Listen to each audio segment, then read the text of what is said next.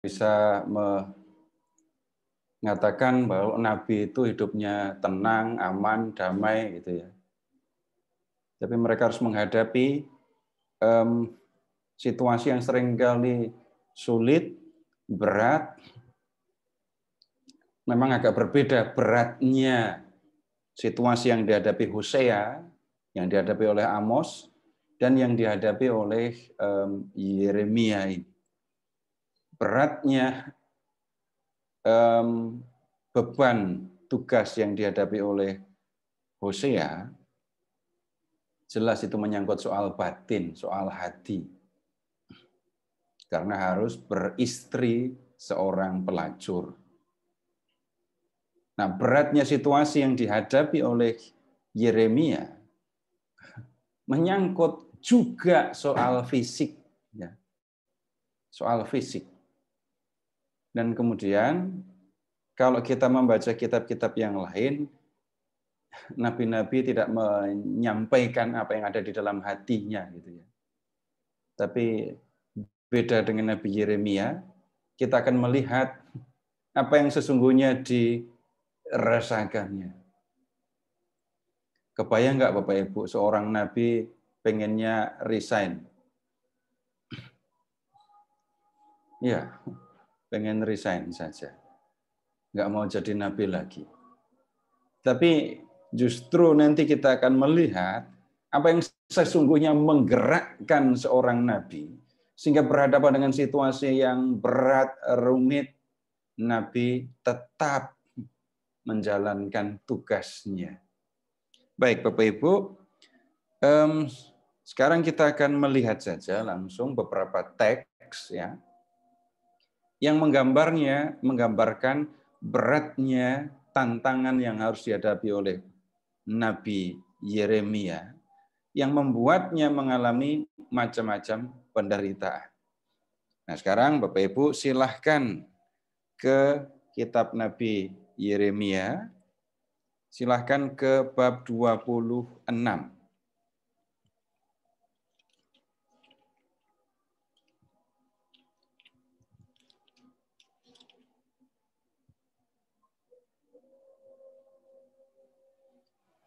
Bab 26, kita akan lihat secara garis besar ya, apa yang dihadapi oleh Nabi Yeremia.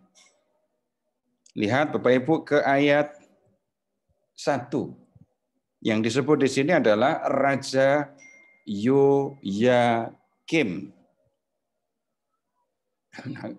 Pada zaman itu ketika Yehuda diperintah oleh Yoyakim, Tuhan bicara kepada Yeremia ayat 2.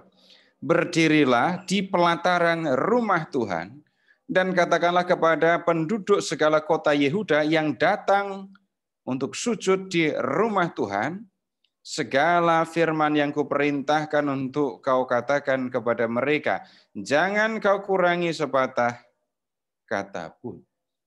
Perintahnya jelas. Pergi ke pelataran bait Allah, lalu bicarakan, katakan apa yang aku sampaikan kepadamu. Jangan kurangi. Mungkin mereka mau mendengarkan dan masing-masing mau berbalik dari tingkah lakunya yang jahat, sehingga aku menyesal akan malapetaka yang kurancangkan itu terhadap mereka oleh karena perbuatan-perbuatan mereka yang jahat. Harapan Tuhan adalah setelah orang-orang itu, umat Allah itu mendengarkan kata-kata Tuhan yang disampaikan oleh Yeremia, mereka berbalik kepada Tuhan, bertobat gitu ya. Nah, lihat apa yang harus dikatakan. Ayat 4. Jika kamu tidak mau mendengarkan aku, tidak mau mengikuti Tauratku yang telah kubentangkan di hadapanmu, dan tidak mau mendengarkan perkataan hamba-hambaku, para nabi yang terus-menerus kuutus kepadamu, ayat 6, maka aku akan membuat rumah ini sama seperti Silo. Dan kota ini akan menjadi kutuk bagi segala bangsa di bumi. Nah, yang terjadi dengan Silo, kita sudah pernah mendiskusikannya. Silo adalah tempat suci di mana disimpan tabut perjanjian.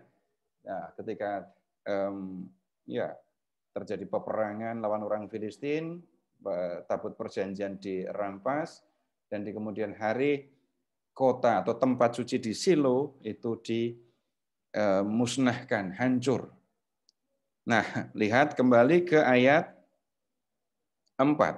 Jika kamu tidak mau mendengarkan aku, bait Allah yang kamu kunjungi setiap kali ini akan runtuh.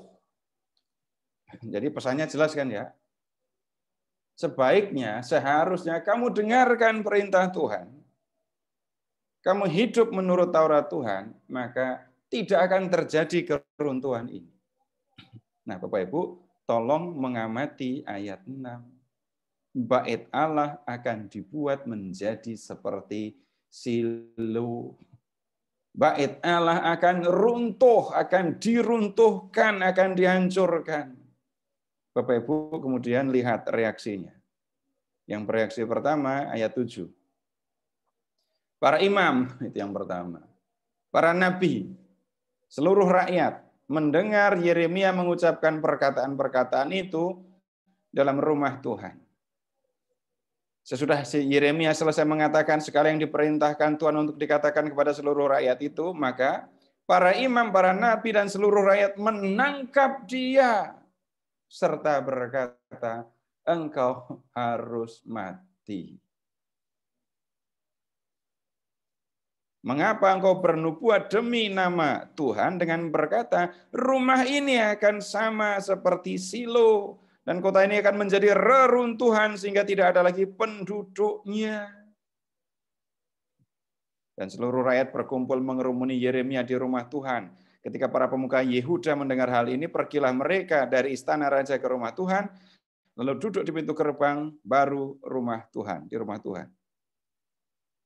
Kemudian berkatalah para imam, para nabi, kepada para pemuka dan kepada seluruh rakyat, katanya, orang ini patut mendapat hukuman mati sebab ia telah bernubuat tentang kota ini, seperti kamu dengar dengan telingamu sendiri. Yeremia dituntut hukuman mati kalau begitu. Yeremia berhadapan dengan, lihat, para imam, para nabi, rakyat, pemuka, ini artinya pemerintah. Yeremia berapa orang? Siapa backingnya? Tidak ada, sendirian menghadapi semuanya. Dan ini situasi yang dikatakan ya menakutkan. Bapak Ibu, mungkin kita belum pernah mendengar ya, orang ini harus mati. Yang ditunjuk adalah diri kita sendiri. Ini situasi yang apa menyebutnya? Orang itu belum ngapa-ngapain, tapi begitu banyak orang mengatakan Yeremia harus mati. Itu saja sudah bisa membuat orang gemetar, lemes kan? Kalau yang membenci satu orang, yang pengen saya mati satu orang, oke, kita duel gitu ya. Tapi ini yang memusuhi, yang dihadapi oleh Yeremia adalah orang-orang terkemuka, penguasa politik, tapi juga ada penguasa keagamaan. Mereka menghendaki Yeremia mati. Bapak Ibu, jangan lupa di zaman Yeremia ada nabi-nabi yang lain loh ya. Yang Bapak Ibu bisa lihat misalnya di bab 28 ya. 27 28 itu. Ada nabi, dan nabi ini didukung oleh para imam, nabi-nabi itu didukung oleh raja. Sedangkan Yeremia sudah nggak punya pendukung, ngomongnya kerasnya minta ampun. Bait Allah untuk orang Yahudi itu pusat keagamaan. Pusat keagamaan ini begitu penting. Tidak seperti orang Katolik berpikir tentang gereja loh ya. Beda sama sekali. Orang Katolik ngomongin gereja yang di sini mau diruntuhkan, dibakar. Enggak masalah, kita bikin yang baru, selesai. Di sini nggak boleh bangun gereja, ditolak, ya udah bikin tempat yang lain. Bait Allah tidak bisa begitu. Hanya di tempat itu Bait Allah bisa didirikan. Dan bait Allah itu kemegahannya luar biasa. Sederhananya Bapak Ibu silahkan mengingat, bait Allah didirikan oleh Salomo di zaman kejayaan. Nah Bapak Ibu, sebenarnya ada nabi lain yang juga menyampaikan hal seperti ini Bapak Ibu. Yeremianya tolong diberi tanda, diberi pembatas. Dan kemudian Bapak Ibu silahkan membuka kitab Mika. Kita tidak mendiskusikan khusus kitab Mika ya, tapi Bapak Ibu bisa ya sedikit mengintip apa yang dinubuatkan oleh Mika. Silakan ke bab 3. Mika bab 3.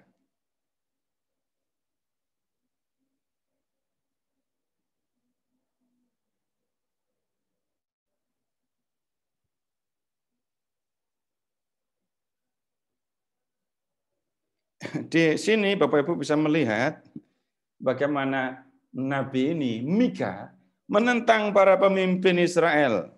Ayat 1. Baiklah dengar, hai para kepala Yakub, hai para pemimpin kaum Israel, bukankah selayaknya kamu mengetahui keadilan? Hai kamu yang membenci kebaikan dan yang mencintai kejahatan? Ini para pemuka, pemimpin politik. Berikutnya, lihat ke ayat 5. Beginilah firman Tuhan terhadap para nabi yang menyesatkan bangsaku, yang apabila mereka mendapat sesuatu untuk dikunyah, mereka menyerukan damai, tetapi terhadap orang yang tidak memberi sesuatu ke dalam mulut mereka, maka mereka menyatakan perang. Mirip kan? Yeremia menghadapi situasi yang kurang lebih sama. Berikutnya, silahkan ke ayat 9. Bicara lagi tentang para pemimpin politik. Baiklah dengarkan ini, hai para kepala kaum Yakub dan para pemimpin kaum Israel. Hai kamu yang muak terhadap keadilan dan yang membengkokkan segala yang lurus. Hai kamu yang mendirikan Sion dengan darah dan Yerusalem dengan kelaliman. Para kepalanya memutuskan hukum karena suap, para imamnya memberi pengajaran karena bayaran, para nabinya menenung karena uang, padahal mereka bersandar kepada Tuhan dengan berkata, bukankah Tuhan ada di tengah-tengah kita?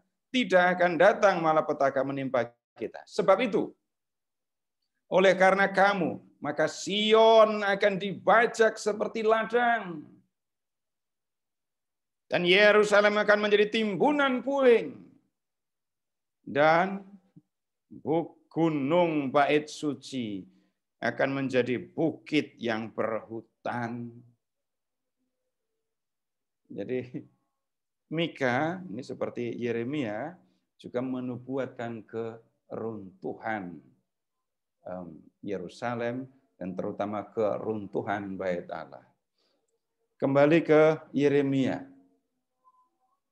Dan sekali lagi Bapak Ibu, tidak bisa kita membandingkan ya bait Allah dengan gereja paroki. Kalau sekarang ada yang mengatakan tiba-tiba di dalam gereja paroki ini akan runtuh. Bapak Ibu paling biasa aja dengar kayak gitu. Tapi dengan bait Allah beda. Orang Yahudi tidak akan pernah membayangkan hidup tanpa bait Allah di zaman itu. Kenapa? Ini tempat kediaman Allah. Ini tempat Allah hadir di antara umatnya. Dan mereka begitu yakin kalau bait Allah ada, Allah tinggal di situ, mereka tidak akan pernah mengalami celaka. Nah, ikatan orang Yahudi, Bapak Ibu, dengan bait Allah luar biasa.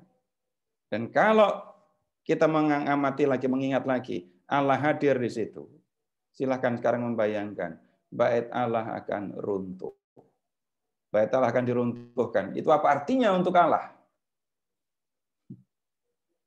Ada unsur penghinaan. Allah ada di situ kok bait Allah akan diruntuhkan. Mustahil. Kamu sudah meremehkan Allah. Yeremia mengatakan bait Allah akan runtuh. Orang banyak lalu berpikirnya, nanti Allah tinggal di mana? Masa Allah akan menjadi Allah tuna wisma? Persoalan itu benar terjadi nanti di zaman selanjutnya.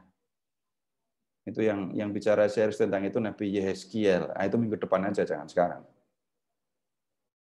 Nah, Bapak Ibu juga bisa melihat tuduhan yang sama disampaikan kepada Tuhan Yesus.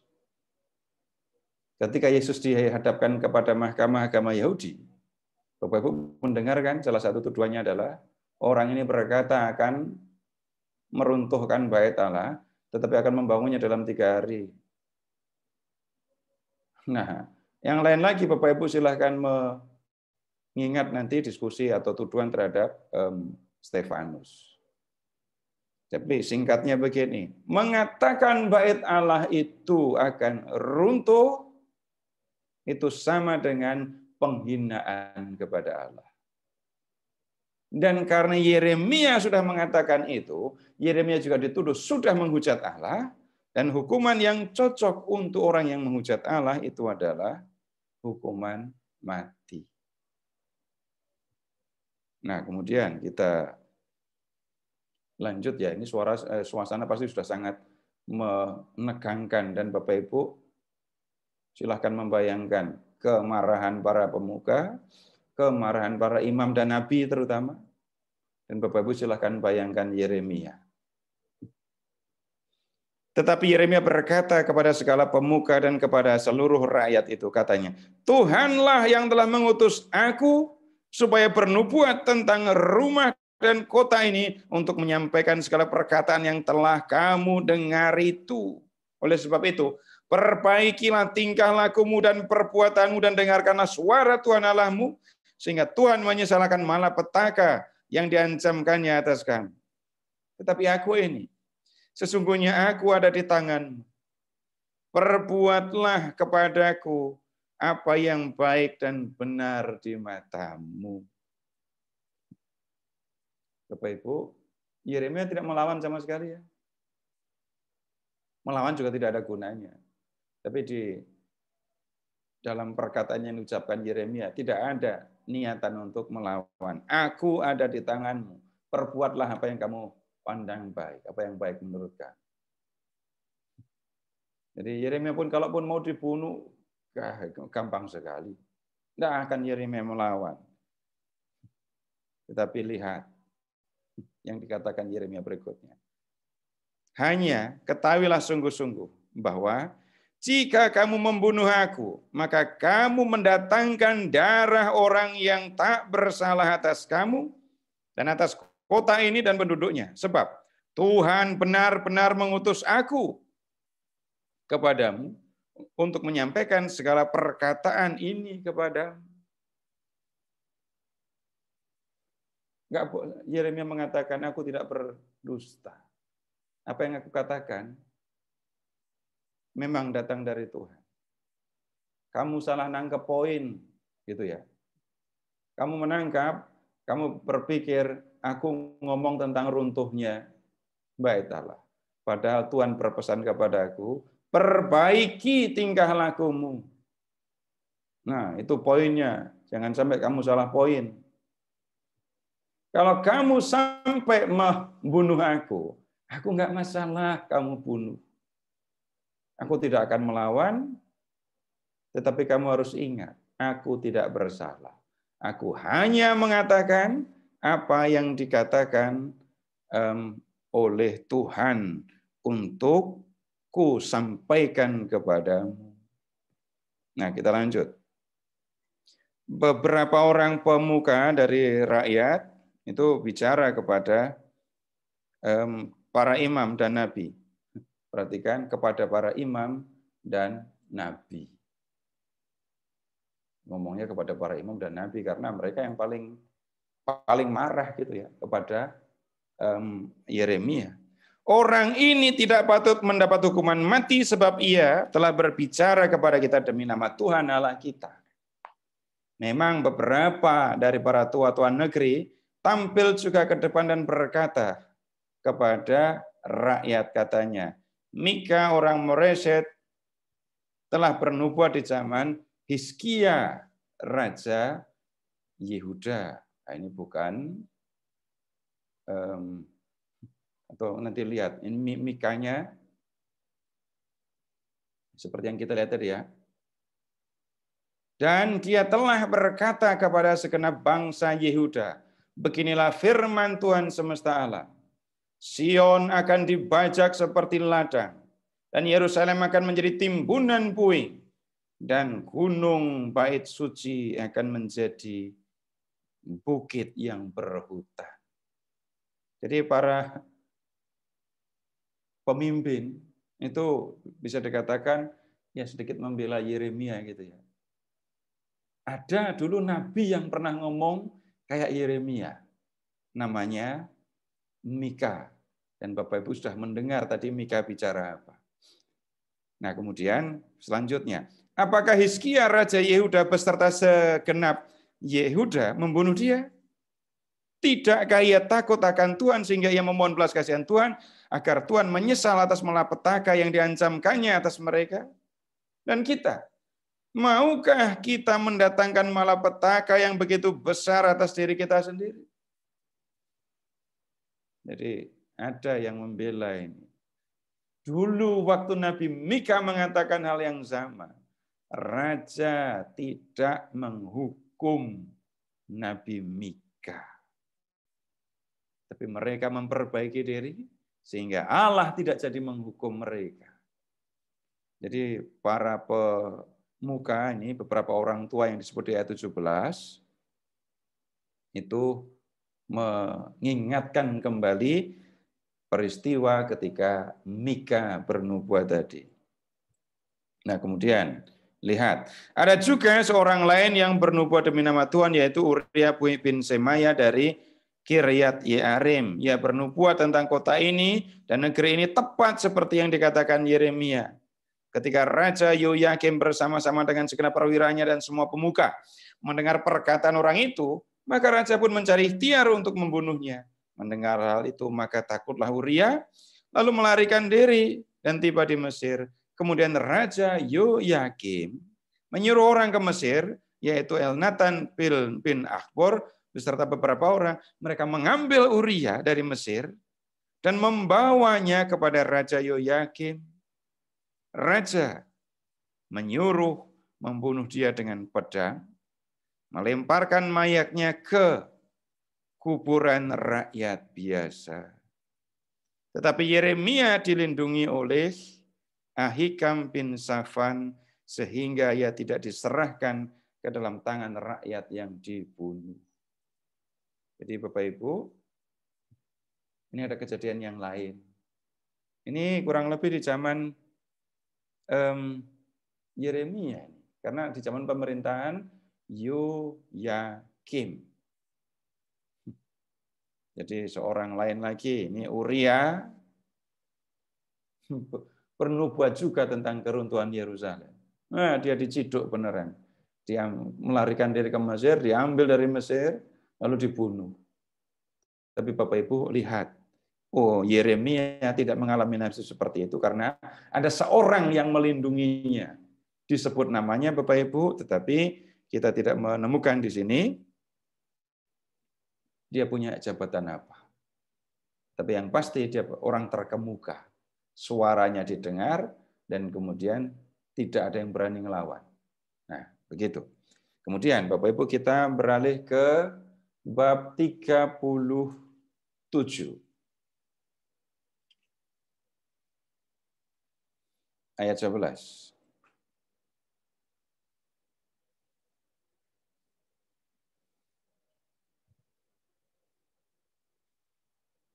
Nanti kita lihat ceritanya dulu. Ya. Ketika tentara orang Kasim itu telah angkat kaki dari Yerusalem, oleh karena takut kepada tentara Firaun, maka keluarlah Yeremia dari Yerusalem untuk pergi ke daerah Benyamin dengan maksud untuk mengurus di sana pembagian warisan di antara kaum keluarga. Nabi punya keluarga, punya warisan juga ya. Tetapi ketika ia sampai ke pintu gerbang Benyamin, maka di sana ada seorang kepala jaga yang bernama Yeria bin Selemia bin Hananya. Ia menangkap Nabi Yeremia serta berteriak, "Engkau mau menyeberang kepada orang Kasdim?" Dan sekalipun Yeremia menjawab, "Itu bohong. Aku tidak hendak menyeberang kepada orang Kasdim." Tetapi Yeria tidak mendengarkan. Lalu ia menangkap Yeremia dan membawanya menghadap para pemuka. Para pemuka ini menjadi marah kepada Yeremia. Mereka memukul dia dan memasukkannya ke dalam rumah tahanan. Rumah panitera Yonatan itu. Adapun rumah itu telah dibuat mereka menjadi penjara. Demikianlah halnya Yeremia masuk ke dalam ruang cadangan air di bawah tanah itu. Dan lama Yeremia tinggal di sana. Ini bukan hanya tahanan rumah, ya. Tahanan bawah rumah. Yeremia dimasukkan ke dalam penjara. Penjaranya di bawah tanah. Kenapa Yeremia dimasukkan ke dalam penjara ini? Yeremia dituduh menyeberang ke Kasdim, membelot kepada Babel. Dan ini dianggap sebagai satu pengkhianatan. Loh, kenapa kok muncul tuduhan seperti ini? Bapak Ibu, silahkan ke bab 37 juga ya. Ayat 6. Lalu datanglah firman Tuhan kepada Nabi Yeremia. Bunyinya, beginilah firman Yahweh Allah Israel kepada Raja Yehuda yang menyuruh kamu kepadaku untuk meminta petunjuk. Harus kamu katakan begini, lihat, tentara Fir'aun telah berangkat keluar untuk membantu kamu. Tentara Fir'aun yang telah berangkat keluar untuk membantu kamu akan kembali ke negerinya, ke Mesir. Tetapi orang-orang Kasdim akan datang kembali memerangi kota ini, merebutnya dan menghanguskannya dengan api. Beginilah firman Tuhan. Janganlah kamu membohongi dirimu sendiri dengan mengatakan orang-orang Kasdim itu telah pergi untuk selamanya daripada kita. Padahal mereka tidak pergi untuk selamanya. Dan seandainya kamu memukul kalah segenap tentara orang Kasdim yang telah memerangi kamu itu sehingga mereka hanya tinggal beberapa orang-orang yang luka parah, masing-masing kembali ke kemahnya, mereka akan bangun dan menghanguskan kota ini dengan api. Nah, Bapak Ibu, tolong amati kata-kata Yeremia. Yeremia mengatakan, kamu sedang berurusan dengan Babel, kan?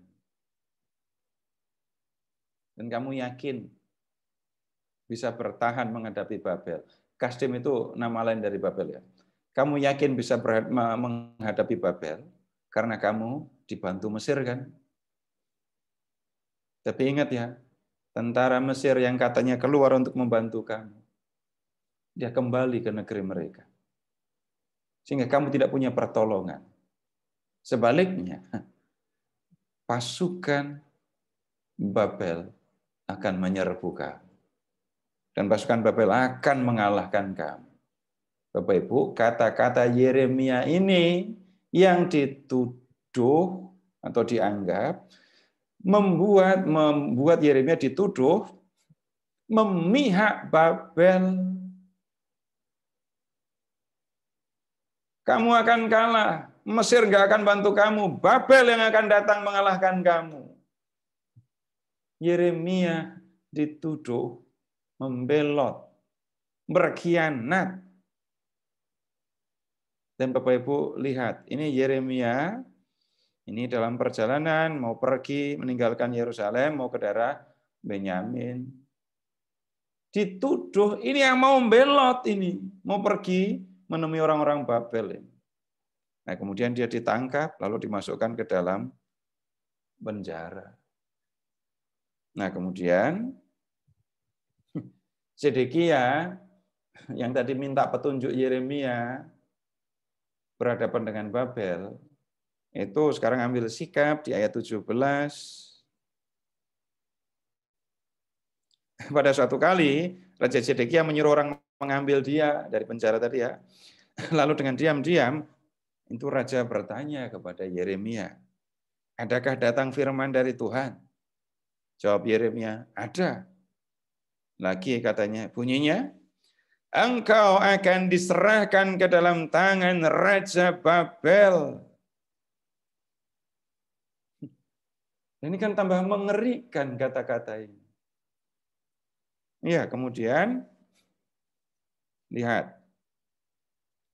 Berkatalah Yeremia kepada Zedekia, apakah dosa yang ku perbuat kepadamu, kepada pegawai-pegawaimu, dan kepada bangsa ini sehingga kamu memasukkan aku ke dalam penjara?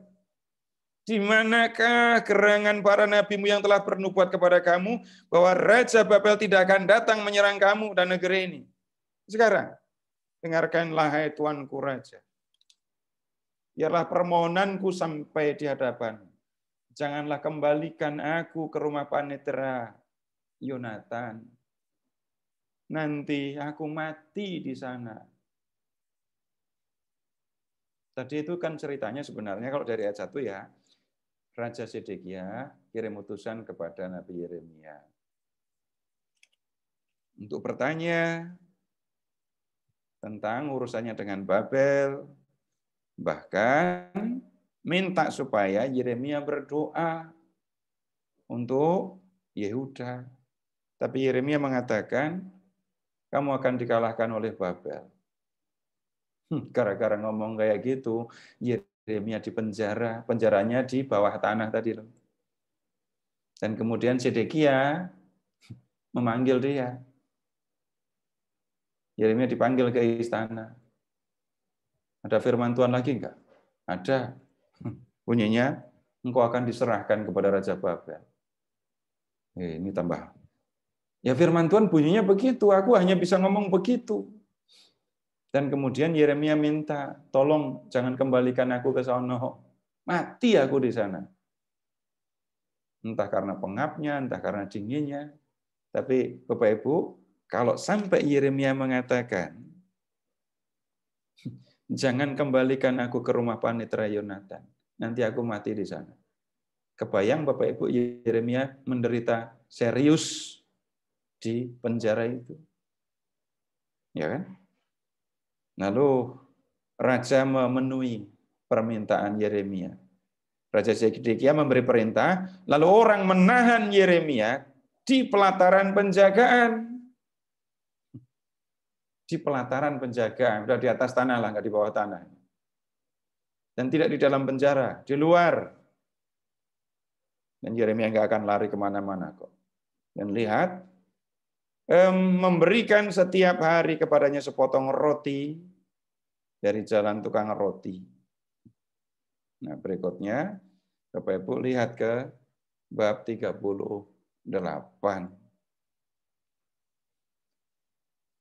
Bab 38, mulai dari ayat 1. Tetapi Sefatja bin Matan, Gedalia bin Pasyur, Yukal bin Selemia, dan Pasyur bin Malkia mendengar perkataan yang tidak henti-hentinya diucapkan oleh Yeremia kepada segenap orang banyak. Ayat 2. Ini yang sering kali diucapkan Yeremia. Dan orang-orang tadi, dengar. Siapa yang tinggal di kota ini akan mati karena pedang, karena kelaparan, dan karena penyakit sampar. Tetapi siapa yang keluar dari sini, mendapatkan orang Kasdim, ia akan tetap hidup, nyawanya akan menjadi jarahan baginya, dan ia tetap hidup. Beginilah firman Tuhan, kota ini pasti diserahkan ke dalam tangan Raja Babel yang akan merebutnya. Kota ini dikepung. Kota ini dikepung. Yang bertahan di dalam kota pasti mati. Entah karena ditikam dengan pedang, entah karena kelaparan, karena terlalu lama dikepung, entah karena penyakit, sampar penyakit yang menular. Kalau kota dikepung, kelaparan merajalela, banyak orang mati, penyakit ya merajalela kan, dan itu bisa membuat orang-orang lain ikut mati. Karena itu sebenarnya Yeremia menyampaikan pesannya apa? Kamu keluar saja. Temui orang Kasdim, temui orang Babel. Kalau kamu menemui orang Babel, benar kamu akan ditawan. Tapi kamu hidup. Tapi kalau kamu bertahan, mati kamu. Gitu ya. Nah kemudian, lihat para pemuka itu yang disebut di ayat 1. Sekarang ke ayat 4. Berkatalah para pemuka itu kepada raja. Ini masih kalau melihat nama Gedalia, Bapak Ibu, kemungkinan besar ini masih di zaman Sedekia ini. Berkatalah para pemuka itu kepada raja, ayat 4. Baiklah orang ini dihukum mati. Sebab sebenarnya dengan mengatakan hal-hal seperti itu, maka ia melemahkan semangat prajurit-prajurit yang masih tinggal di kota ini dan semangat segenap rakyat. Sungguh, orang ini tidak mengusahakan kesejahteraan untuk bangsa ini, melainkan kemalangan. Jadi mereka menghadap Raja Zedekia ya. Kalau Yeremia terus ngomong kayak gini, para prajurit yang berjaga itu bisa lemes, males juga. Percuma melawan, kamu tidak akan menang. Mendingan menyerah, kamu ditawan tapi kamu tetap hidup. Nah kemudian, perhatikan ketika mereka mengadukan ini kepada raja, mereka minta Yeremia dihukum mati saja. Ini dalam situasi perang, orang kayak gini juga Yeremia dihitung seperti seorang pengkhianat itu. Dan kemudian kita lihat jawaban Zedekia di ayat 5. Baiklah, ia ada dalam kuasamu. Sebab raja tidak dapat berbuat apa-apa menentang kamu. Maka mereka mengambil Yeremia dan memasukkannya ke dalam perigi milik Pangeran Malkia yang ada di pelataran penjagaan itu. Oh, ternyata ketika Yeremia ada di pelataran penjagaan tadi, ngomong terus. Orang-orang pada dengar jengkel, dihukum mati saja. Oh, ternyata nggak dihukum mati, tapi diapain? Dimasukkan ke dalam perigi. Perigi itu apa? Sumur. Tapi lihat, mereka menurunkan Yeremia dengan tali, dimasukkan ke sumur ya. Di perigi itu tidak ada air, hanya lumpur. Lalu terperosoklah Yeremia ke dalam lumpur itu. Sudah masukkan ke sumur itu, biar nggak ngomong-ngomong lagi.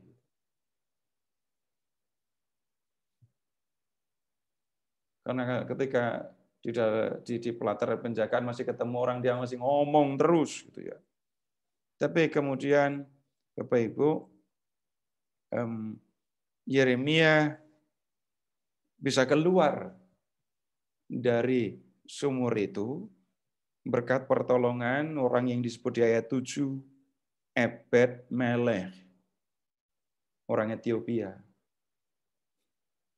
Dikatakan dia adalah seorang sida-sida yang tinggal di istana raja. Sida-sida.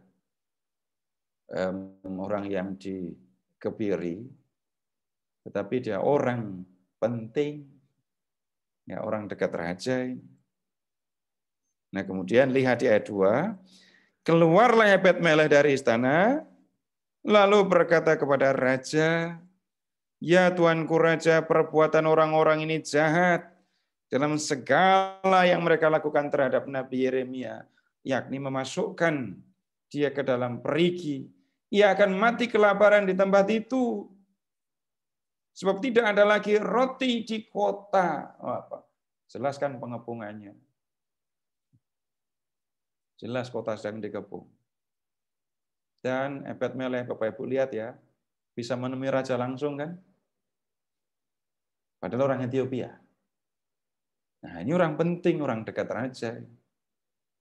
Lalu lihat ke ayat 10.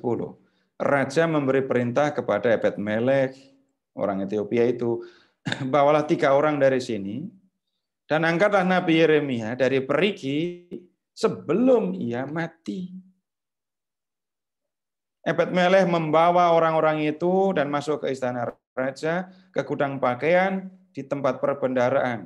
Dari sana ia mengambil pakaian yang buruk-buruk dan pakaian yang robek-robek, lalu menurunkannya dengan tali kepada Yeremia di perigi itu.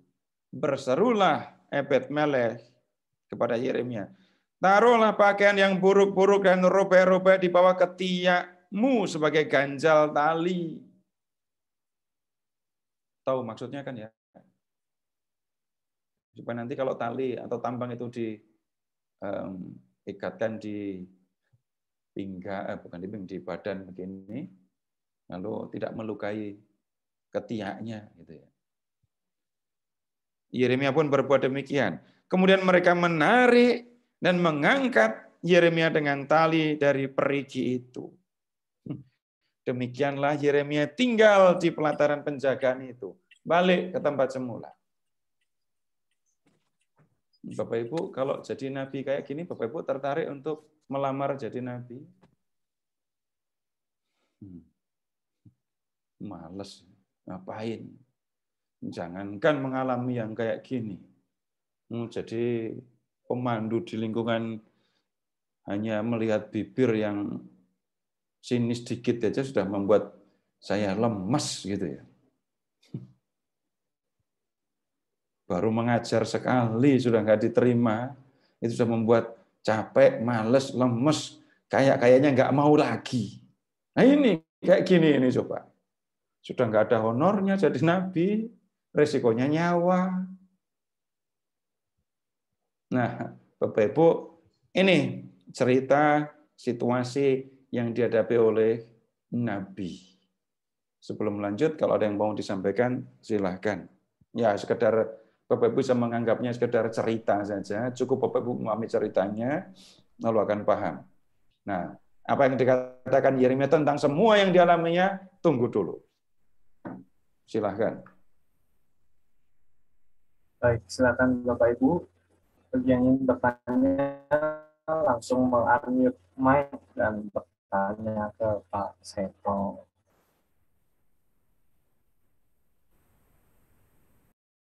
Halo, Pak Seto. Bisa dengar? Halo. Oh, oke.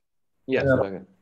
Ya, Pak Seto di awal Pak Seto katakan Nabi Yeremia itu pengen resign terus tidak mau menjadi nabi. Tapi ada yang mendorong dia atau motivasi dia. Dari apa yang diceritakan karena dia setia pada Tuhan. Ada jawaban lainnya. Apa yang motivasi menjadi begitu kuat? Ini seperti Nabi Musa juga ya, dia nggak mau bicara nggak bisa, tapi adiknya ada Harun. Tapi ujung-ujungnya dia mau gitu. Apa seperti itu? Tunggu dulu Pak, kita belum masuk ke situ. Oh nanti akan terjawab di teks yang berikutnya yang kita akan diskusi. Saya ikutin terus. Ya, terima kasih.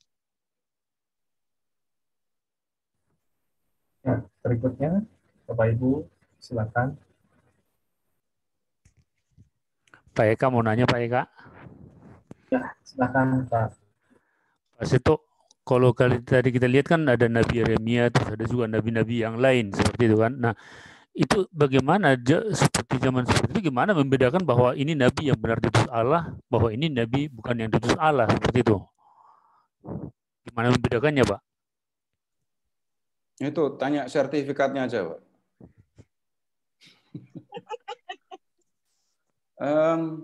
Tidak gampang. Kalau kita, karena kita sudah membacanya menjadi gampang.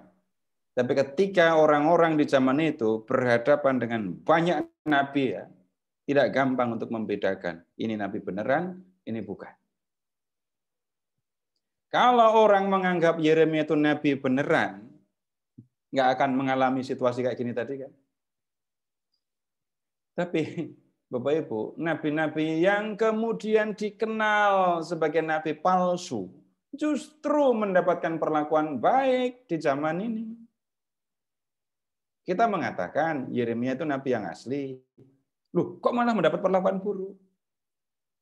Tapi kita melihat yang sebaliknya.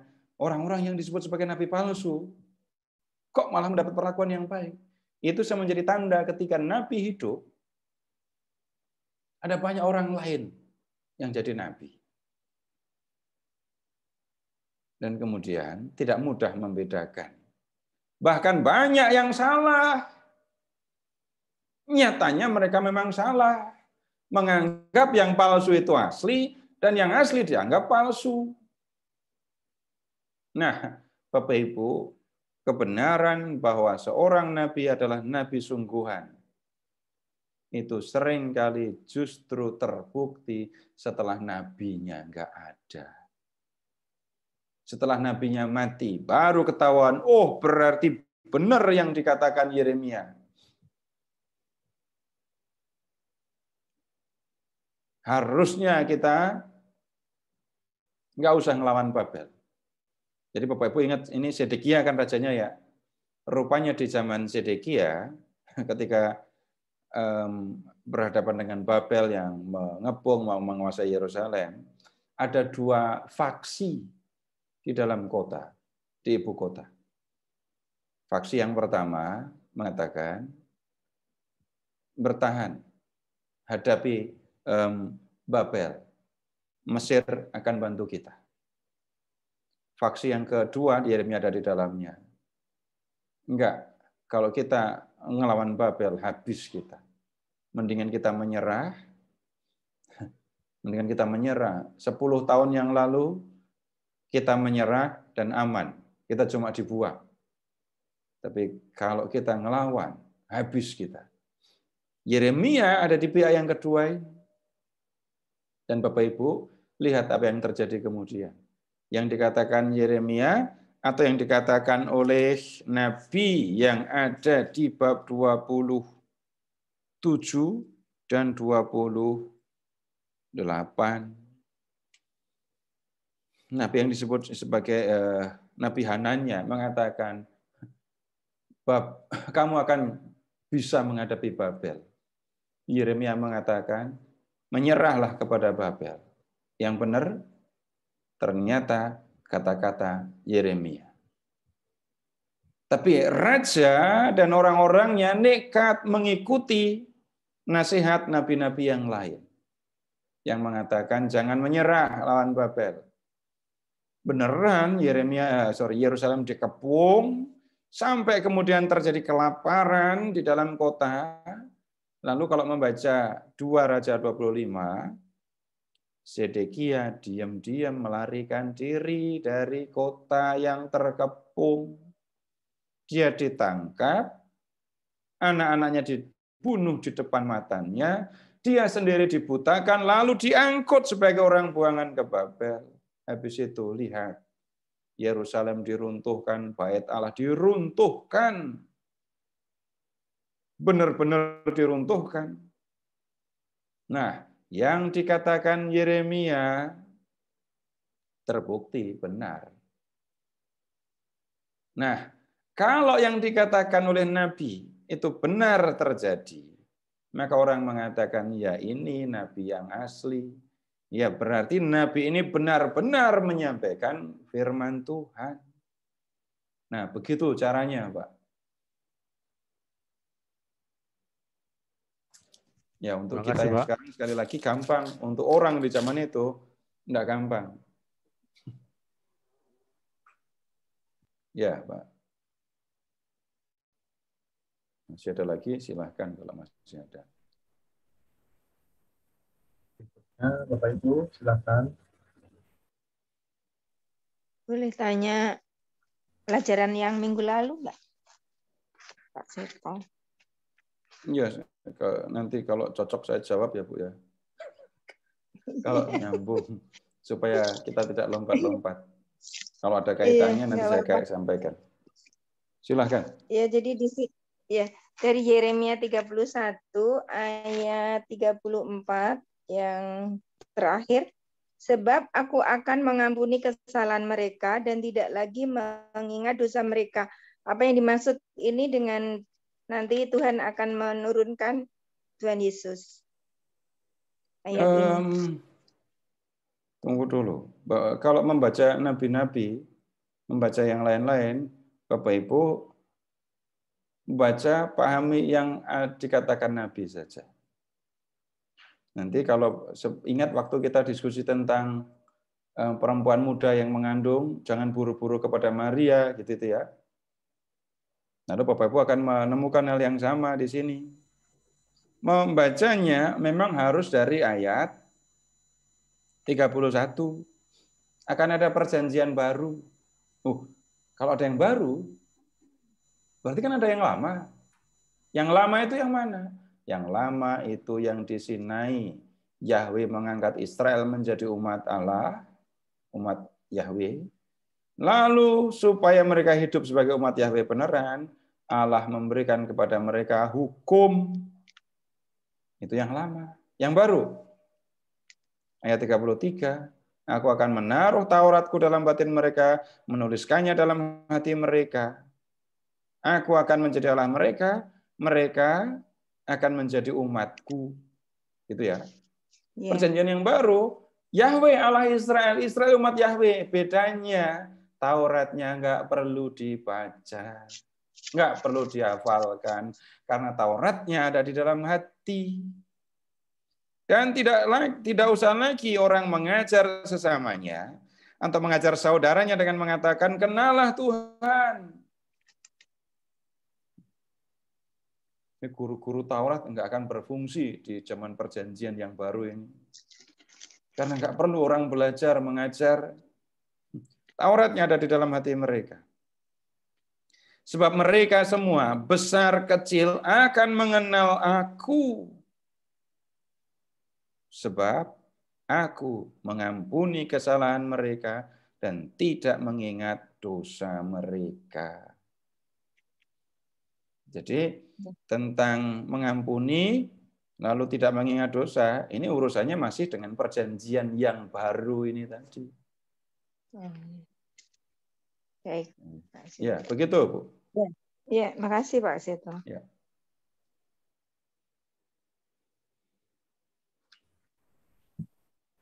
Pak Seto, tanya Mas Ya, Eka. Oh ya, silakan Bu. Tadi waktu prolognya tadi Pak Seto menyatakan bahwa Nabi Yeremia yang kekeh ini yang sangat ditunjuk Tuhan ini, dia diperkatakan pengen resign. Di mana ada kata-kata Nabi yang di sini pengen resign ini, Pak? Tunggu dulu, Bu. Nih, habis ini kita lihat. Oh, nggih, matur nuwun. Pak, boleh diulang yang tadi yang Mika yang awal sekali karena pas Bapak menyebutkan itu di sini pas blank, Pak. Ayat Mika yang berhubungan sama Yeremia tadi di awal. Yeremia Mika bab 3 kayak gitu. Buka aja, Bu. Mika bab 3. Ya seluruh bab 3 sebenarnya. Tapi yang memang dikutip kemudian oleh kitab Nabi Yeremia itu yang di ayat 12.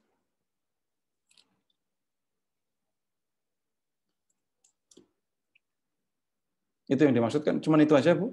Atau bagaimana? Iya, pas nyebut Mika tadi di sini pas ada gangguan jadi nggak kedengeran Mika berapa. Bab 3. Hanya itu aja, Pak. Baik, iya, Bu.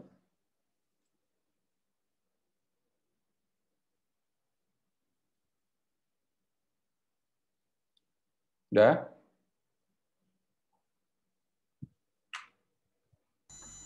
Boleh satu lagi Pak Seto, Pak Eka?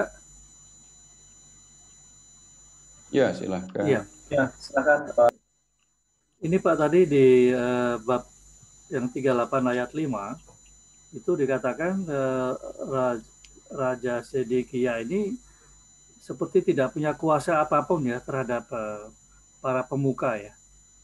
Padahal kalau kita lihat di ayat sebelumnya, alasan yang dikemukakan itu adalah melemahkan semangat prajurit-prajurit. Tapi raja menjawab dia tidak bisa berbuat apa-apa menentang ini. Bisa ada penjelasan lebih jauh, Pak? Terima kasih. Ya, Bapak langsung sudah bisa melihat sebenarnya raja ini bukan raja yang apa menyebutnya ya, tegas gitu ya. Dia tidak berani melawan para pemuka, tapi juga tetap hormat kepada Nabi Yeremia. Jadi para pemuka, para nabi, para imam tadi menggunakan apa ya, hitungan politis lalu didukung dengan firman palsu. Maksudnya, lihat, mereka berani melawan Babel karena yakin dengan bantuan Mesir. Dan ini didukung oleh nabi seperti Hananya. Kamu akan bisa melawan Babel. Tuhan menyertai kamu. Dan Zedekia, ya dengar itu, tahu itu. Tapi Yeremia mengatakan, enggak, nyerah saja kepada Babel. Ngelawan Babel, habis kamu. Dan Raja Zedekia memang apa menyebutnya ya, enggak teguh gitu. Enggak punya sikap yang jelas gitu. Walaupun pada kenyataannya Raja Zedekia mengikuti kemauan para pemuka untuk bertahan untuk melawan Babel. Jadi persoalannya justru ada di pribadi raja. Dan Bapak Ibu, kalau mengingat yang di 2 Raja-Raja bab 24, Bapak Ibu bisa melihat Zedekia ya, itu bukan karena keputusan pihak keraton sendiri, bukan keputusan orang Yehuda sendiri, si Raja Zedekia ini diangkat jadi raja. Yang mengangkat dia menjadi raja itu adalah Babel untuk menggantikan Yoyakin yang sudah menyerah. Yoyakin menyerah, kemudian diangkut ke pembuangan di Babel, aman dia. 597 itu terjadi. 10 tahun kemudian, ya baru Zedekia berontak ini. Jadi Zedekia, ya mungkin benar pilihan Babel ya. Raja yang dipilih bukan raja yang punya pendirian, yang punya prinsip begitu ya. Sehingga gampang sekali diurus raja ini. Iya, begitu Pak.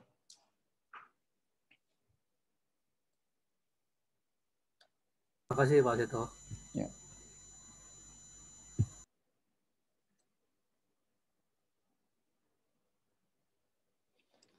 Nah sekarang, kalau sudah ya, Bapak Ibu kita ke Yeremia bab 12.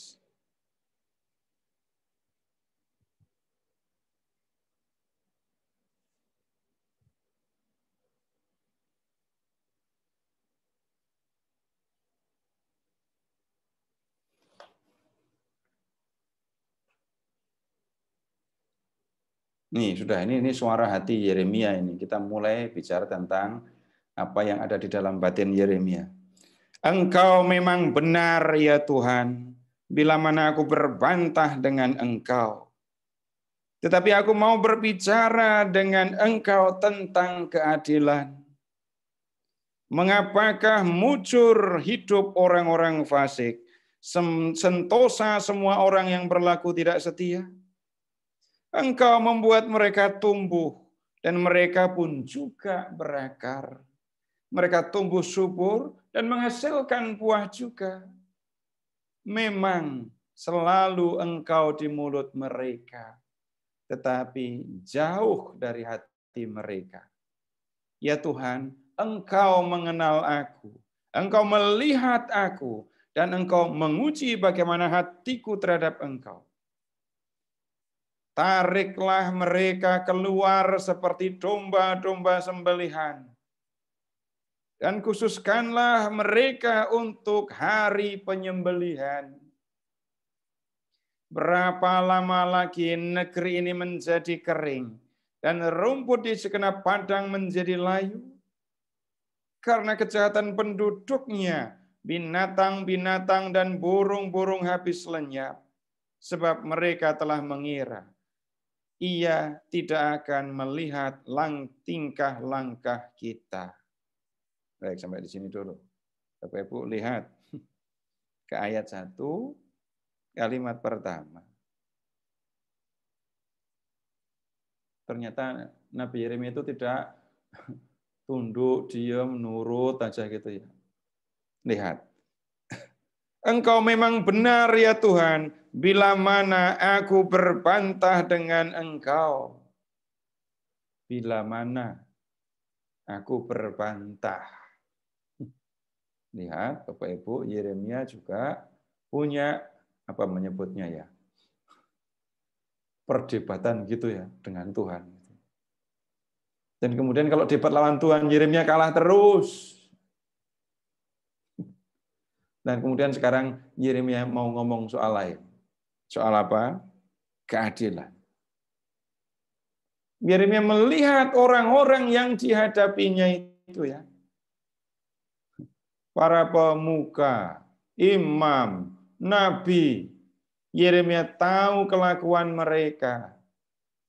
Yeremia juga tahu kalau mereka sering mengucapkan nama Tuhan. Apa yang dikatakan oleh mulutnya enggak sebanding, bahkan bertolak belakang.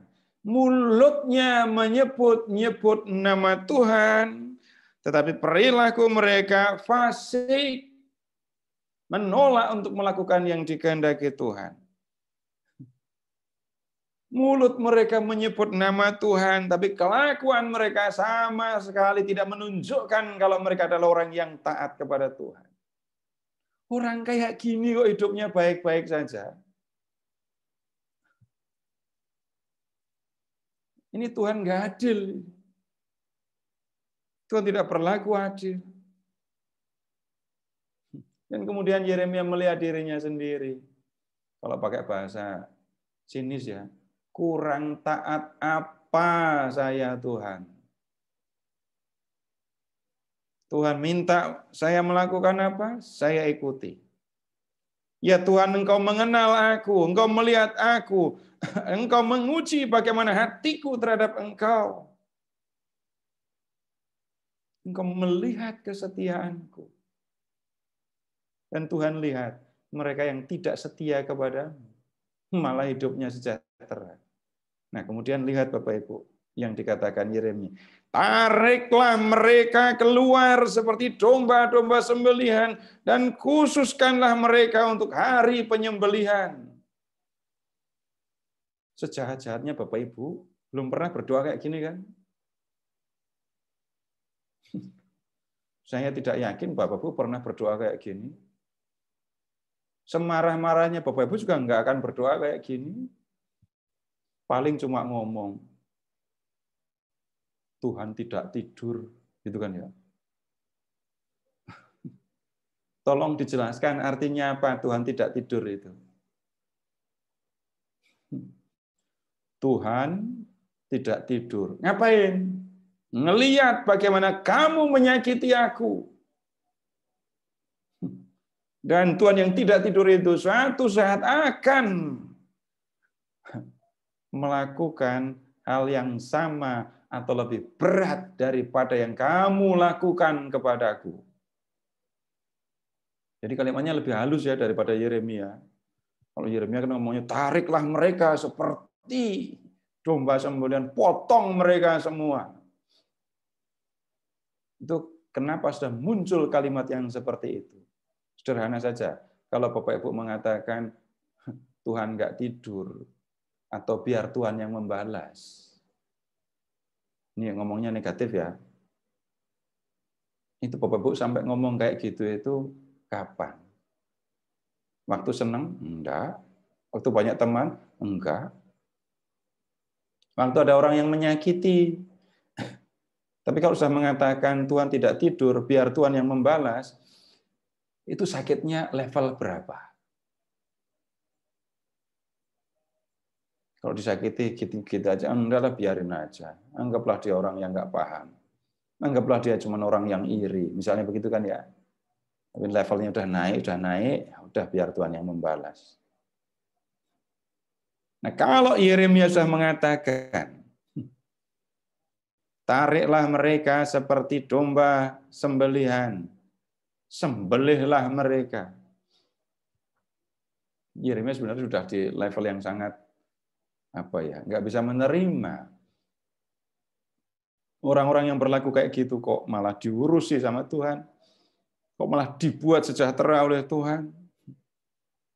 Nah, kemudian Bapak Ibu, lihat ayat 4.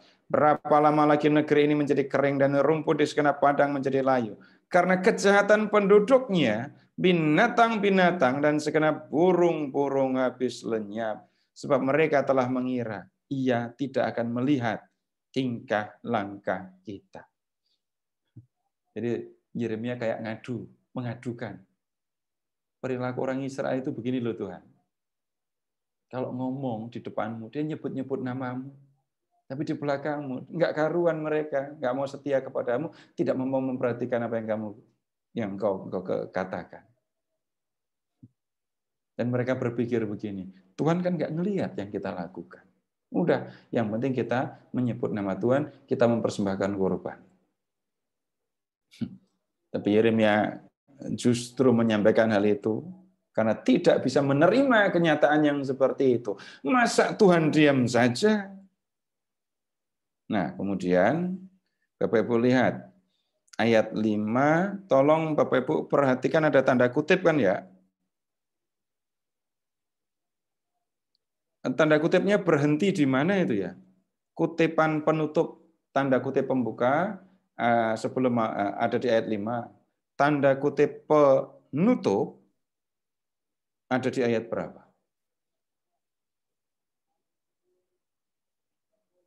Ayat 17. Ayat berapa? 17. Oh, masuk 17? Iya. 11. Hah? Berapa? 13. Bukan 13 itu ya, setelah kata 13. Ya. Baris terakhir di menyala-nyala toh. Iya. Baris terakhir di ayat 13. Nah, Bapak Ibu, ayat 1 sampai 4 ini Yeremia yang ngomong kan ya. Lalu di ayat 5, Bapak Ibu lihat ya, nanti siapa yang ngomong ini. Jika engkau telah berlari dengan orang berjalan kaki dan engkau telah dilelahkan, bagaimanakah engkau hendak berpacu melawan kuda?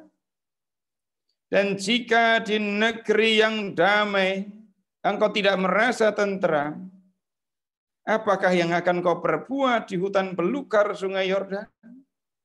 Sebab saudara-saudaramu dan kaum keluargamu, mereka sendiri juga berbuat khianat terhadap engkau. Mereka juga bersama-sama di belakangmu.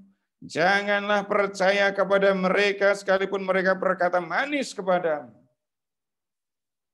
Aku telah meninggalkan kediamanku, telah membuangkan negeri milikku.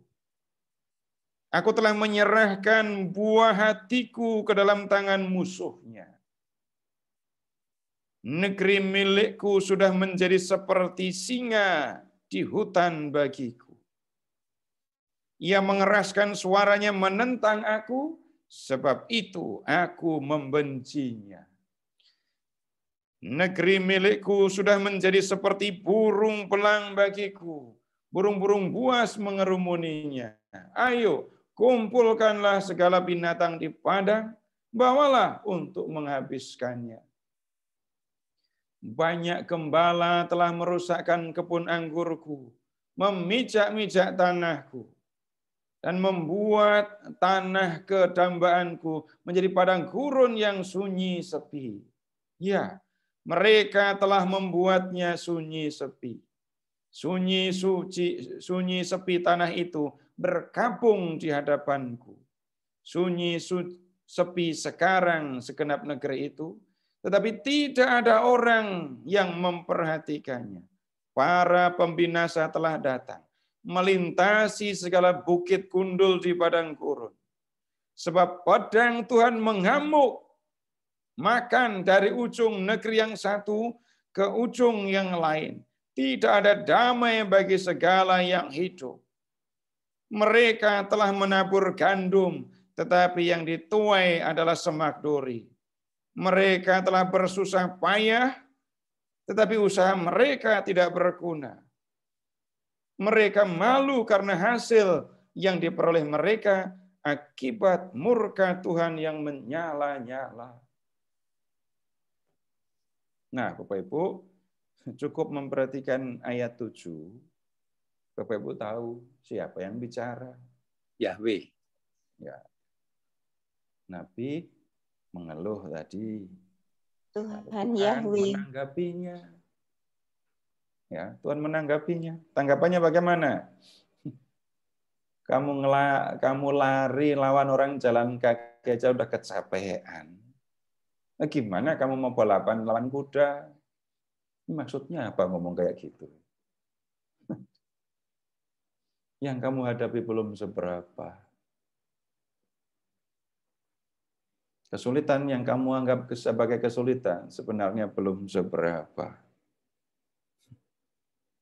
Kenapa? Ada yang lebih berat nanti. Bapak Ibu lihat sekarang ke ayat 6.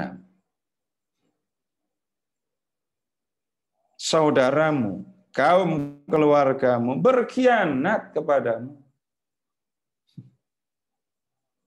Lihat, Yeremia nggak punya siapa-siapa lagi kalau begitu kan ya. Siapa yang belain dia? Ini situasi yang sulit yang harus dihadapi oleh Yeremia ya. Sampai Tuhan bilang begini di akhir ayat 6. Jangan percaya kepada mereka sekalipun mereka berkata manis kepadamu. Kalaupun saudara-saudaramu mengatakan yang bagus-bagus, yang manis-manis kepadamu, jangan percaya. Mereka pengkhianat. Dan kamu pengen tahu apa yang akan aku lakukan kepada bangsa ini? Yang membuat kamu komplain, yang membuat kamu mengeluh. Orang-orang yang fasik, yang menentang aku kok sejahtera. Kamu lihat ya apa yang akan aku lakukan. Lihat Bapak Ibu. Ke ayat 7. Aku telah meninggalkan kediamanku. Membuang negeri milikku. Menyerahkan buah hatiku ke dalam tangan musuhnya. Maksudnya, ya sama dengan yang sudah kita lihat dalam nubuat Yeremia sebelum-sebelumnya. Tuhan akan membuat Yehuda, umatnya sendiri, dikalahkan oleh musuh. Dan itu, ya kalau Yeremia mau melihat Tuhan itu adil, lihat saja. Aku akan melakukan keadilan. Aku akan bertindak secara adil. Dan kamu akan melihat bagaimana aku berlaku adil kepada orang-orang yang kamu sebut itu tadi. Baik, sekarang begini. Sekarang silahkan ke bab 18.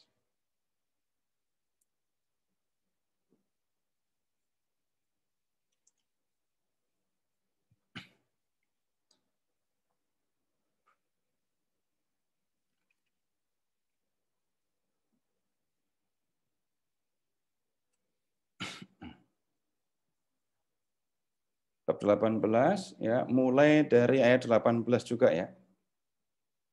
Berkatalah mereka, marilah kita mengadakan persepakatan terhadap Yeremia. Sebab imam tidak akan kehabisan pengajaran. Orang bijaksana tidak akan kehabisan nasihat, dan nabi tidak akan kehabisan firman. Marilah kita memukul dia dengan bahasanya sendiri dan jangan memperhatikan setiap perkataannya. Ini orang-orang yang memusuhi Yeremia ngomongnya kayak gini. Ini Yeremia harus diurus ini. Nggak bisa didiamkan. Dan lihat mereka mengadakan persepakatan ya. Perhatikan, memukul dia dengan bahasanya sendiri. Kalau dia ngomong, nggak usah dengerin. Nah, dengan cara seperti ini Bapak Ibu, mereka mau mempersalahkan Yeremia supaya Yeremia bisa dibuat celaka. Nah, kemudian lihat Bapak Ibu, kata-kata Yeremia kepada Tuhan di ayat 19. Perhatikanlah aku ya Tuhan, dan dengarkanlah suara pengaduanku. Akan dibalaskah kebaikan dengan kejahatan?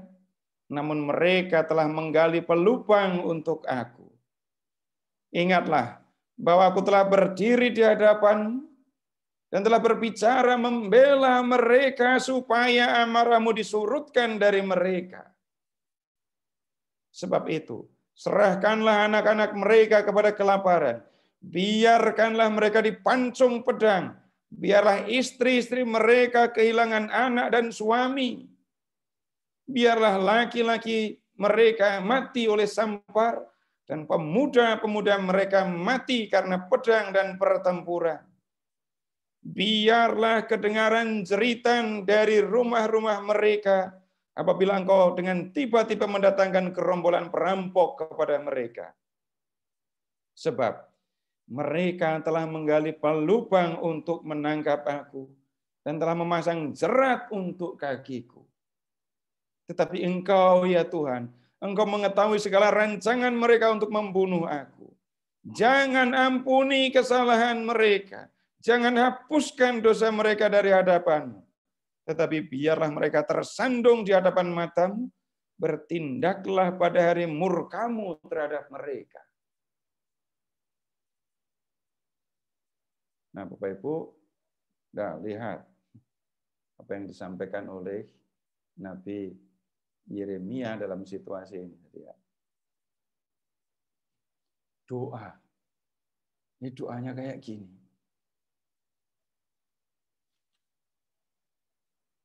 Yeremia minta, Tuhan, tolong perhatikan apa yang sudah mereka lakukan terhadap aku. Mereka itu sudah berlaku jahat kepadaku karena aku berbicara tentang firman. Dan kejahatan yang mereka akan lakukan kepadaku sudah level paling berat. Karena apa? Mereka mau membunuh aku. Aku datang kepada mereka karena engkau menghendakinya. Dan aku berbicara kepada mereka demi kebaikan mereka, yaitu supaya mereka bertobat. Tuhan, waktu mereka sudah melakukan kejahatan penyembahan berhala yang luar biasa, aku juga sudah berdoa untuk keselamatan mereka. Aku sudah memohon kepadamu supaya engkau mengampuni mereka. Tetapi apa yang baik yang aku lakukan kepada mereka tidak mendapatkan balasan yang memadai. Akan dibalaskah kebaikan dengan kejahatan? Namun mereka telah menggali pelupang untuk aku. Aku sudah menyampaikan firman-Mu demi kebaikan mereka. Aku sudah berdoa kepadamu, mohon pengampunan bagi mereka. Tapi mereka malah mau membunuhku. Karena itu Tuhan, tolong lakukan ini. Ayat 21. Serahkan anak-anak mereka kepada kelaparan. Biarkan anak-anak mereka. Buat anak-anak mereka mati kelaparan. Lalu, biarkan mereka dipenggal, dipotong lehernya. Dan biarlah istri-istri mereka jadi janda. Yang nggak punya anak. Kalau enggak, Ya nggak usah disebut, kalau jadi janda ya nggak punya suami. Janda ya pasti nggak punya suami kan. Sudah janda nggak punya anak. Itu situasi yang menakutkan. Biarlah laki-laki mereka mati oleh sampar, pemuda-pemuda mereka mati karena pedang. Biarlah kedengaran jeritan di rumah-rumah mereka. Apabila engkau dengan tiba-tiba mendatangkan gerombolan perampok kepada mereka. Silakan Bapak Ibu membayangkan. Orang-orang ada di dalam rumah ketika Yerusalem dikepung, pertahanan Yerusalem jebol, musuh masuk, dan kemudian mereka masuk ke rumah-rumah. Apa yang ada di hadapan mereka? Ada yang bisa dibunuh. Ketika ada anggota keluarga yang dibunuh oleh pasukan yang datang merampok, udah pasti mereka akan menjerit-jerit dan tidak akan ada yang menolong. Karena di setiap rumah terjadi yang seperti itu. Dan itu yang diminta oleh Yeremia. Nah, berikutnya Bapak Ibu, lihat juga. Ayat 23. Jangan ampuni kesalahan mereka. Jangan hapuskan dosa mereka di hadapan. Ini udah Yeremia ngomong di level yang berat sekali ini kan ya. Dan sekali lagi kalau Bapak Ibu mengamati kata-kata isi keluhan Nabi Yeremia kepada Tuhan, Bapak Ibu bisa membayangkan suasana batin Yeremia yang menjadi nabi tapi mengalami penolakan yang terus-menerus. Nah, sekarang Bapak Ibu kita beralih ke bab 20 dari ayat 7.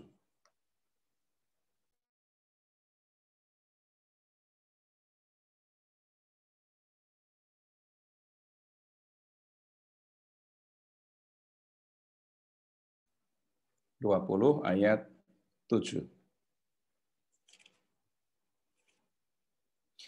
Engkau telah membujuk aku, ya Tuhan, dan aku telah membiarkan diriku dibujuk.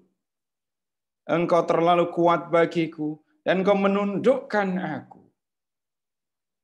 Aku telah menjadi tertawaan sepanjang hari. Semuanya mereka mengolok-olokkan aku.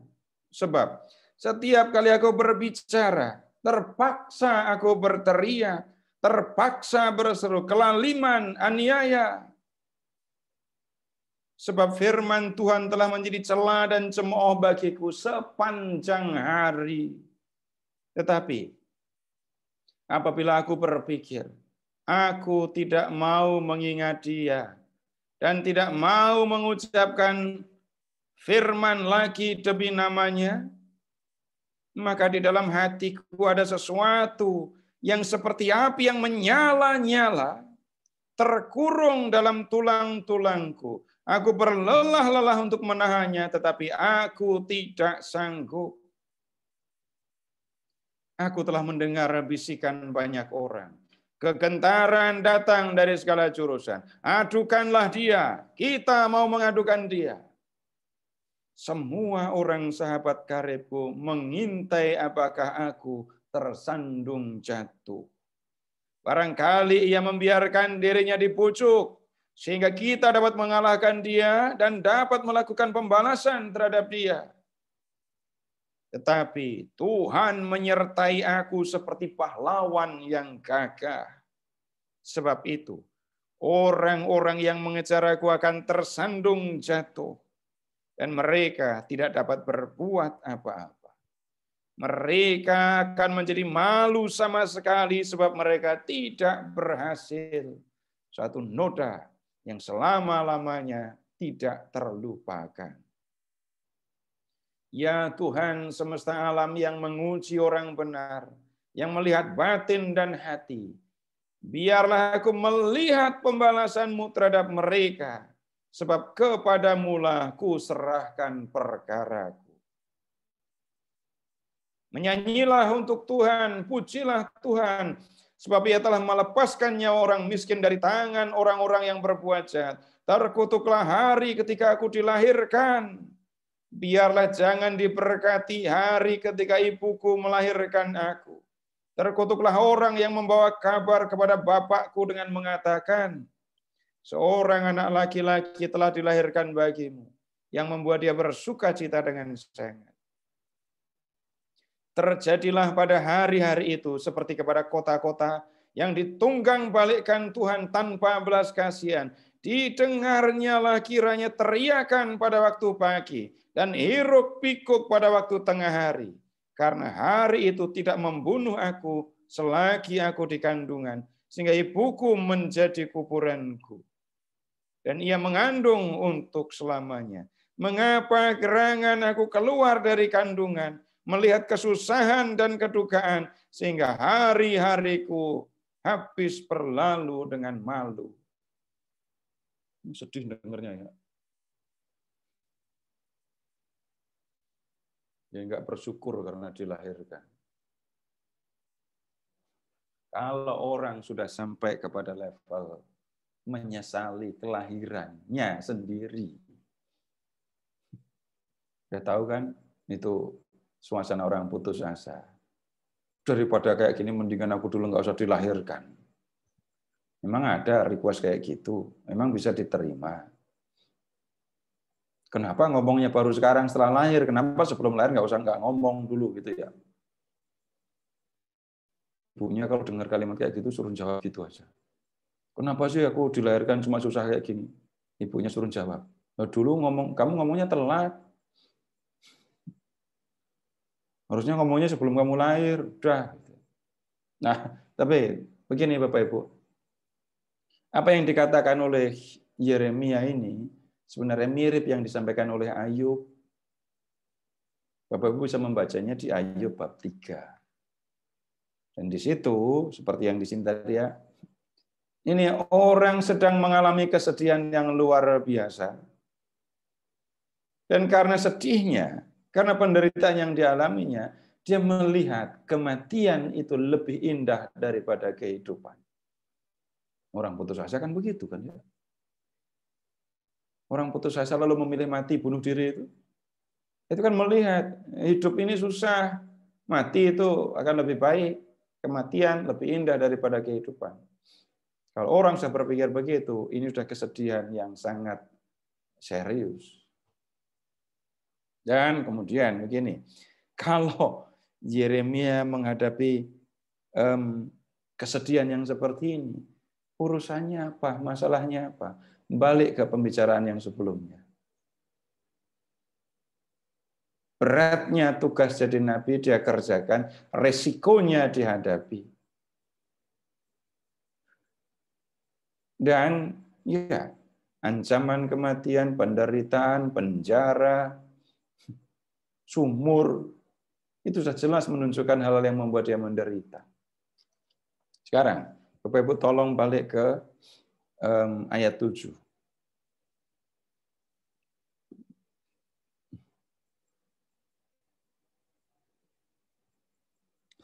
Yeremia kembali ke masa ketika Tuhan memanggilnya. Dan Bapak Ibu, kita bandingkan ya, kita bandingkan. Silahkan ke Yeremia bab 1.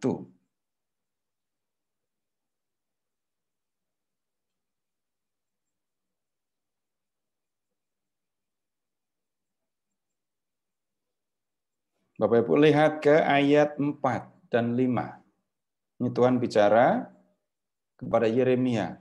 Sebelum aku membentuk engkau dalam rahim ibumu, aku telah mengenal engkau. Sebelum engkau keluar dari kandungan, aku telah menguduskan engkau. Aku telah menetapkan engkau menjadi nabi bagi bangsa-bangsa. Keren kalimatnya. Dan Yeremia seperti dalam tanda kutip ya, sedang dimuliakan oleh Allah gitu ya. Tuhan mengenal Yeremia sebelum Yeremia lahir. Tuhan mengangkat, menetapkan Yeremia menjadi nabi bagi bangsa-bangsa. Tuhan mengangkat Yeremia jadi utusannya, jadi juru bicaranya. Kedudukan yang hebat kan. Padahal Yeremia masih muda. Ini lebih hebat lagi. Nah, berikutnya Bapak Ibu, sekarang silahkan lihat ke bab 20 ayat 7 tadi. Engkau telah membujuk aku ya Tuhan, dan aku telah membiarkan diriku dibujuk.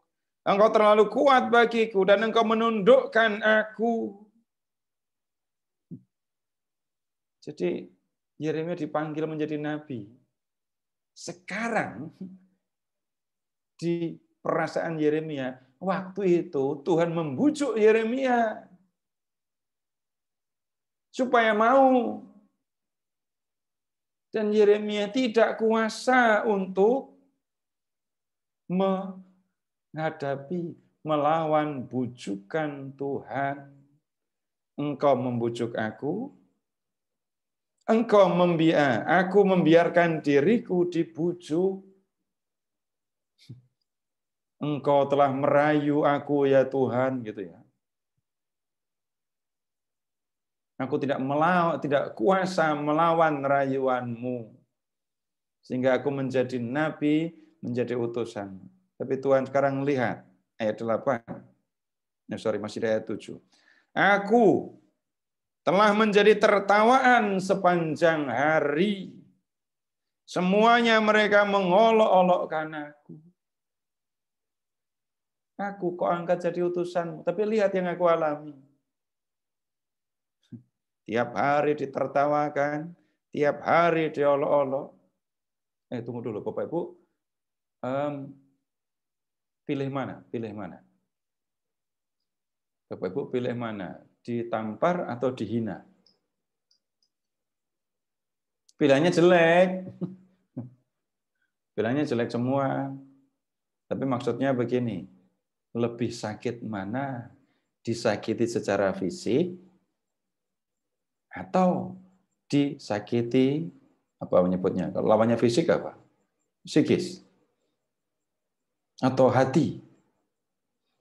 Atau disakiti pakai kata aja dah. Bapak Ibu kalau ditampar itu sakitnya berapa lama? Enggak lama, kecuali namparnya pakai punggung tangan, lalu di punggung tangan itu ada akik 5 gitu ya itu keras. Bisa lama itu. Bandingkan dengan Bapak Ibu dikatain, dihina pakai kata-kata. Kalau dihina pakai kata-kata, yang sakit di mana?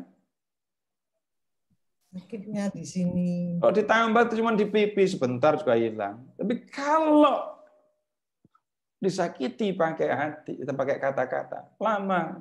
Kemudian ada yang menyakiti pakai bibir tanpa mengucapkan kata, tapi sakitnya bisa lama.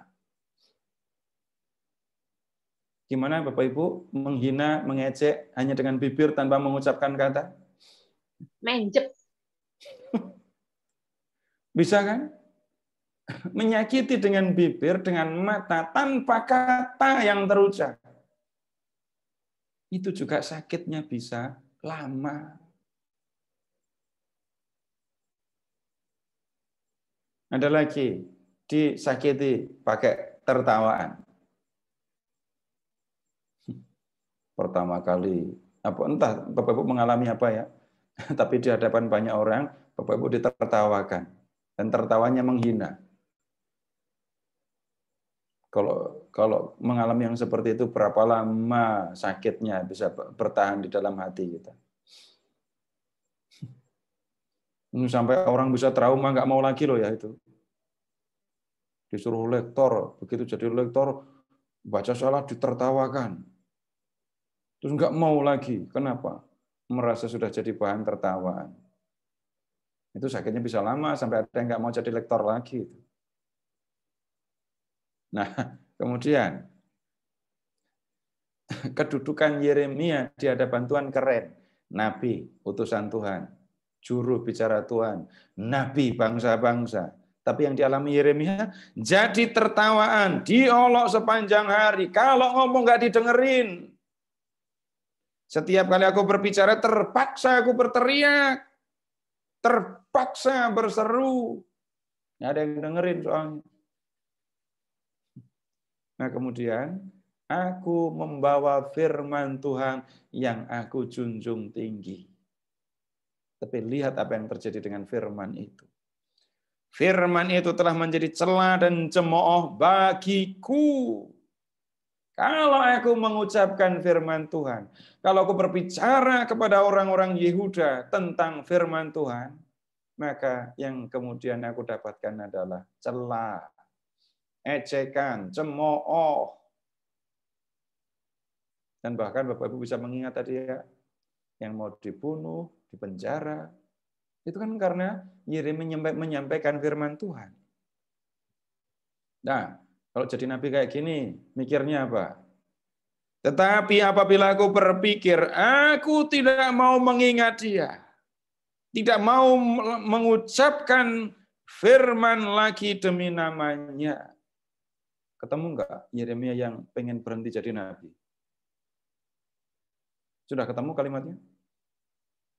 Tetapi apabila aku berpikir, aku tidak mau mengingat Tuhan, tidak mau lagi mengucapkan firman demi namanya. Itu kan sama dengan Yeremia pengen berhenti jadi nabi. Tetapi apabila aku berpikir, jangan-jangan bukan hanya sekali. Apabila aku berpikir, tidak mau jadi nabi lagi, maka lihat. Dalam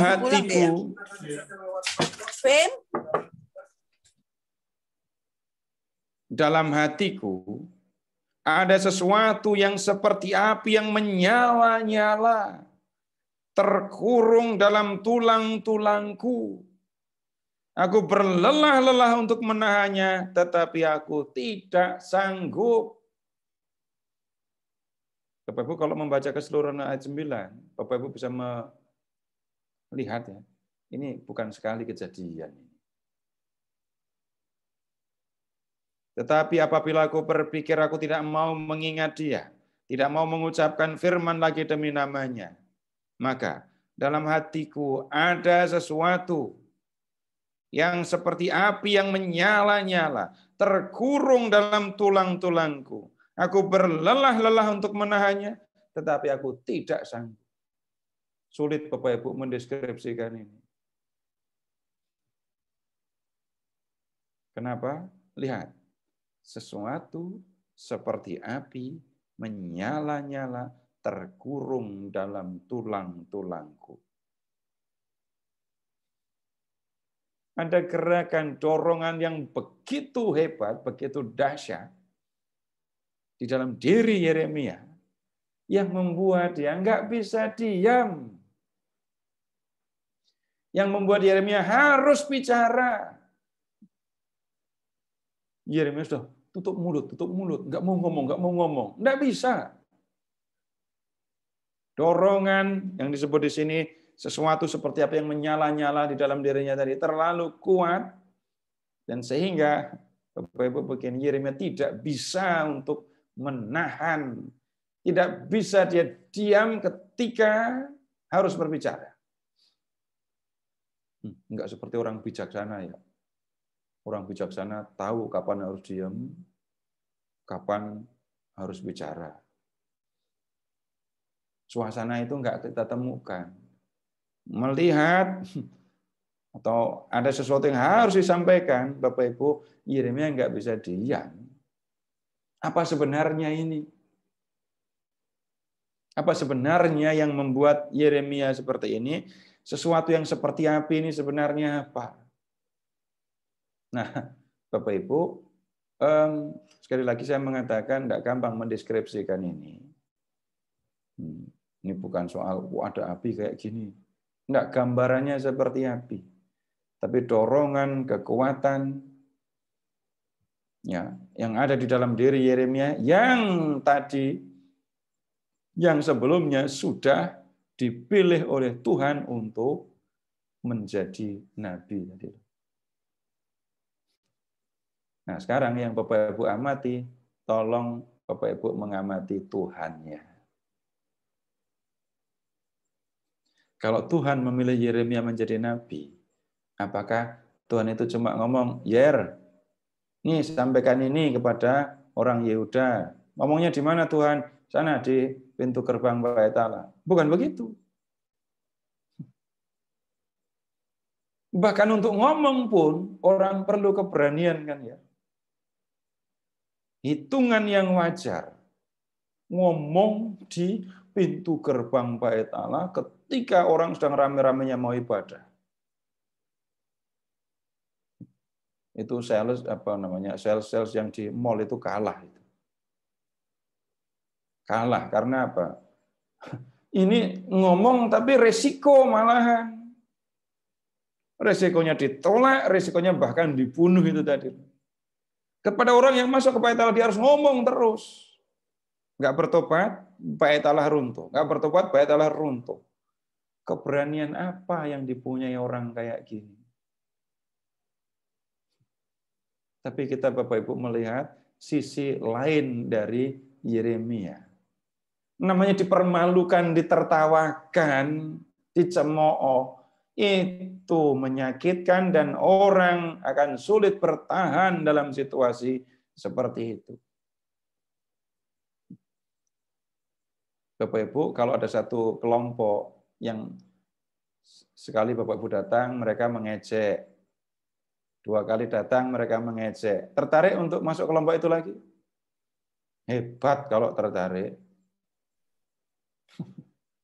Nah, sekarang balik lagi Bapak Ibu.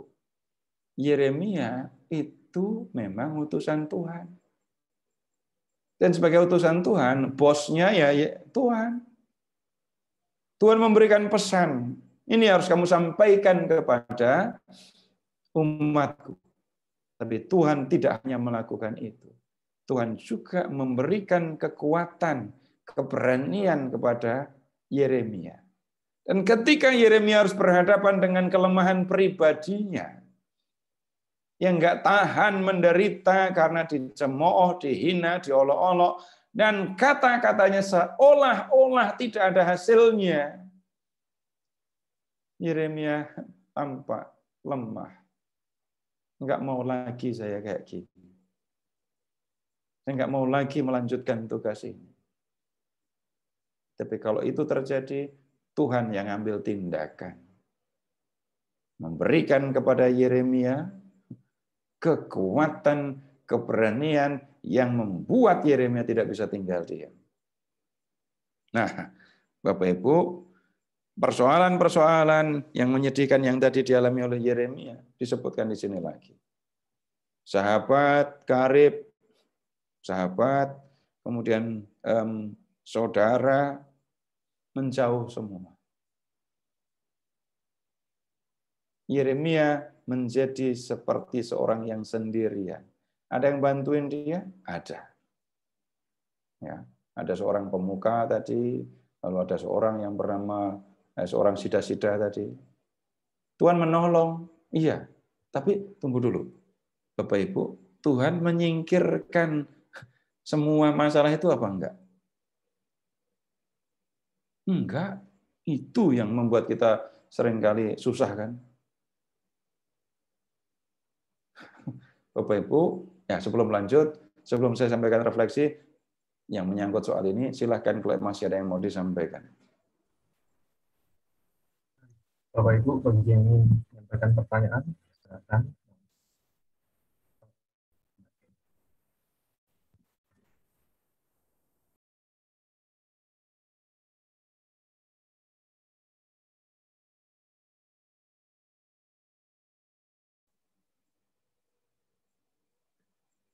Pada mikir apa setelah mendengar Yeremia mengeluh?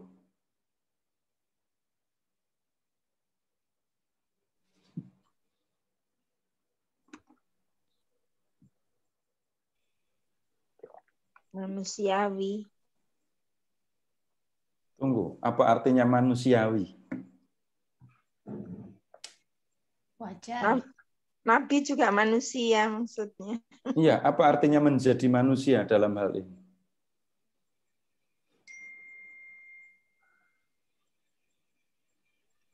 Lemah, kasih tahu. Lemah. Iya.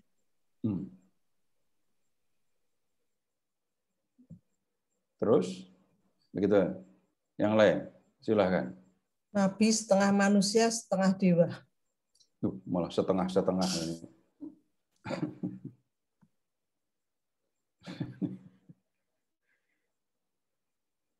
Jadi Hercules nanti.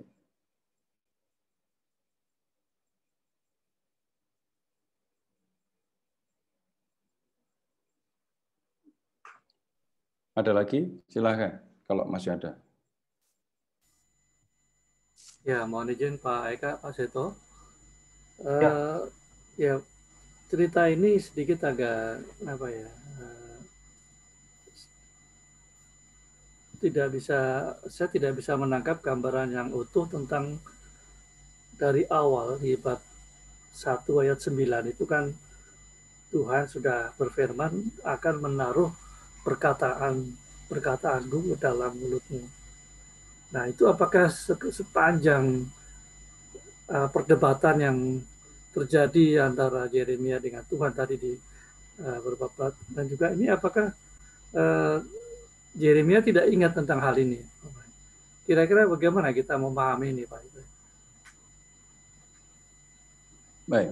Jadi gini, yang menaruh firman di dalam mulut itu waktu Bapak Ibu bisa melihat beberapa padanan itu ungkapan untuk mengatakan aku minta kepadamu sampaikan pesan ini. Nah, itu artinya menaruh kata di mulut. Nanti Bapak Ibu bisa browsing di Perjanjian Lama ada orang menaruh kata-kata di mulut seseorang. Itu artinya tolong sampaikan pesan ini gitu. Nah, kemudian begini, Bapak, Ibu, ketika Yeremia menjadi nabi, apakah dia tahu semua yang akan terjadi kepadanya? Ya. Kemudian yang berikutnya, silahkan membayangkan juga, aku utusan Tuhan disuruh berbicara kepada umat Tuhan. Ada situasi yang membuat orang merasa nyaman, tenang gitu ya. Ketika Yeremia dipanggil. Dan perhatikan juga masih kalau membaca panggilan Yeremia ya. Lihat ke ayat 10. Aku mengangkat engkau atas bangsa-bangsa, atas kerajaan-kerajaan untuk mencabut dan merobohkan, untuk membinasakan dan meruntuhkan, untuk membangun dan menanam. Kuasa besar diberikan Tuhan kepada Yeremia. Tapi Bapak Ibu lihat, dalam perjalanan waktu, di pertemuan yang lalu kita melihat bagaimana Yeremia harus berbicara tentang kejahatan orang-orang Yehuda. Kejahatan terhadap Tuhan, penyembahan berhala, kejahatan terhadap sesama. Tugas Nabi mengingatkan mereka. Dan ketika mengingatkan mereka, mereka nggak langsung mau mendengarkan, bahkan Nabi harus mengalami penolakan seperti itu. Nah, kemudian kita melihat dalam situasi yang seperti ini, Bapak Ibu lihat tadi ya, hal-hal yang menyangkut soal dihina, dicemooh gitu ya. Itu membuat Nabi merasakan penderitaan. Dan ketika orang mengalami penderitaan, orang pada umumnya akan menghindari. Jangankan penderitaan, hanya mengalami sesuatu yang tidak menyenangkan, orang bisa lari. Dan Bapak Ibu, Nabi itu SK-nya berapa tahun berlaku untuk berapa periode. Tidak ada batasnya. Jadi Yeremia mengalami menjadi nabi, silahkan mumpung masih di bab 1 ya, ayat 1. Dalam zaman Yosia Raja Yehuda. Berikutnya ayat 3. Firman itu datang juga dalam zaman Yoyakim. Ya. Sampai akhir tahun ke-11 zaman Zedekia hingga penduduk Yerusalem diangkut ke pembuangan. Silahkan lihat list daftar dari Yosia sampai ke Sedekia. Yeremia harus melewati berapa orang raja. Dan suasananya sama. Nah, kalau cuma sekedar ingatan, sekarang saya gantian tanya kepada Bapak Ibu. Bapak Ibu yang tinggal dalam keluarga,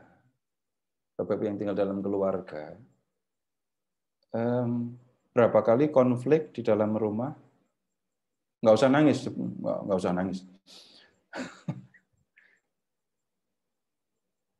Berapa kali harus menghadapi situasi sulit di dalam keluarga, dan itu entah salah saya, entah salah istri saya, entah salah suami saya, bukan masalah. Tunggu dulu. Waktu itu janji nggak kepada Tuhan?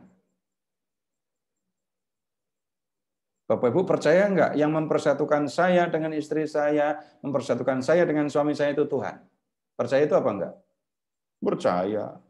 Tapi kok konfliknya nggak habis-habis?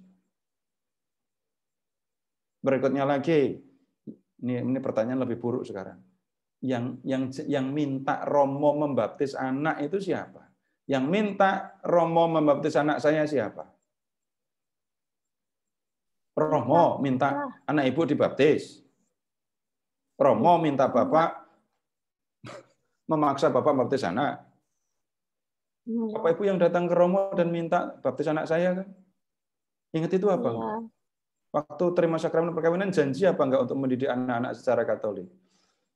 Ya, janji. Iya, janji. Nah, lihat apa yang membuat saya dalam tanda kutip melupakan, mengabaikan janji itu. Ada banyak hal kan? Wah, kok saya jadi ngomong gini, ini untuk seminar besok malam Minggu ya. Nah, tapi yang saya maksudkan begini, Bapak Ibu, seorang nabi, utusan Tuhan, dan yang diutus oleh Tuhan itu adalah seorang manusia yang memiliki kekurangan kelemahan seorang manusia. Kalau kita memperhatikan masa kerja Nabi Yeremia, kita sudah melihat ketahanan yang luar biasa. Dan kemudian Bapak Ibu, yang sedang Bapak Ibu lihat adalah pergumulan batin antara seorang nabi dengan Tuhan. Begitu Bapak dan Ibu semua.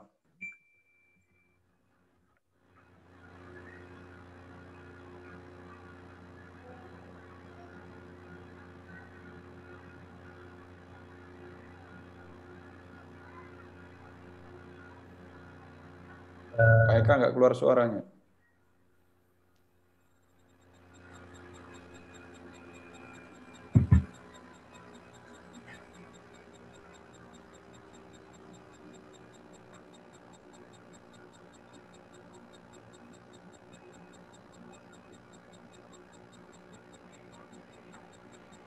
Halo, selamat malam. Ya. Oke, ya terima kasih banyak Pak Seto untuk pengajaran pada malam hari ini. Dan terima kasih Bapak Ibu semua yang sudah setia dari jam 7 sampai sekarang sudah 6 menit menuju pukul 9. Dan minggu depan, Senin depan, kita akan kembali melanjutkan kelas ini. Jadi tetap stay tune bersama dengan kami, KKS Blok B, Jakarta Selatan. Dan sebelum kita tutup pertemuan pada malam hari ini, mari kita berdoa penutup terlebih dahulu yang akan dipimpin oleh Mbak Imelda. Ya, silakan Mbak Imelda. Terima kasih teman-teman untuk tetap setia dalam pengajaran KKS. Mari kita tutup pertemuan ini dengan memberi tanda kemenangan Kristus dalam nama Bapa dan Putra dan Roh Kudus. Amin. Selamat malam Allah Bapa, Allah Putra, Allah Roh Kudus. Terima kasih kami mau mengucap syukur kepadamu karena kami boleh belajar untuk memahami kehendak-Mu dalam pengajaran pada malam hari ini. Biarlah apa yang telah kami pelajari malam hari ini sungguh dapat berguna bagi kehidupan kami dan untuk bagi sesama. Berkati juga pula Kak Seto, biarlah kiranya Tuhan memberkati segala karya pelayanannya, keluarganya, dan juga usahanya. Biarlah Kak Seto juga semakin Engkau pakai sebagai alat-Mu dalam menyampaikan sabda-Mu. Kami mau serahkan kehidupan kami selanjutnya ke dalam tangan kasih-Mu ya Tuhan, dan biarlah pada malam hari ini kami boleh beristirahat dengan baik. Semua doa ini kami panjatkan kepadamu melalui Kristus Tuhan, Juru Selamat kami. Amin. Kemuliaan kepada Bapa dan Putra dan Roh Kudus, seperti pada permulaan, sekarang, selalu dan sepanjang segala abad. Amin. Dalam nama Bapa dan Putra dan Roh Kudus. Amin. Terima kasih. Terima kasih Pak Seto. Terima kasih Pak Seto. Terima kasih Pak Seto. Terima kasih Pak Pak Seto dan Terima kasih Pak Eka. Pak Eka, Pak Terima kasih semua. Terima kasih semuanya. Terima kasih semua. Pak Koko, Pak Eka. Pak Yanti. Ya.